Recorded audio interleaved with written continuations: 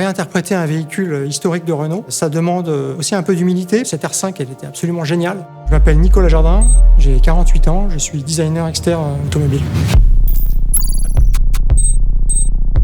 L'objectif était clair, c'était de réinterpréter la R5 de l'époque, mais de la propulser dans la modernité. La R5, elle avait ce regard tout à fait particulier et on a beaucoup déployé d'énergie pour essayer de justement focaliser là-dessus et pour faire en sorte que sur notre concept, ça soit un élément prépondérant, un élément vivant même. Donc le dessin animé promotionnel de la R5 dans les années 70 nous a vraiment donné l'envie de retraduire le côté vivant de la R5 prototype. Et c'est pour cette raison qu'on a vraiment cherché à retraduire le clin d'œil iconique de la R5 de l'époque. On a analysé un petit peu la géométrie de ce phare, ses proportions, ses contours, les valeurs de rayon même, à l'aide de photos, beaucoup de photos d'époque. Et en fait, on a redessiné notre phare en essayant de faire le tri là-dedans et de garder évidemment ce qui fait l'essence même du regard de la R5. On avait aussi bien sûr toutes les libertés d'aujourd'hui, puisqu'on a des technologies aujourd'hui, par exemple la technologie matricielle qui permet de faire des phares extrêmement compacts. On s'est inspiré des anti-brouillards de la R5 de l'époque pour intégrer dans la partie basse de la R5 prototype des feux diurnes qui sont ces gros carrés coins ronds. Le logo prend vie en s'allumant et déclenche une animation lumineuse qui s'étend jusque dans les phares.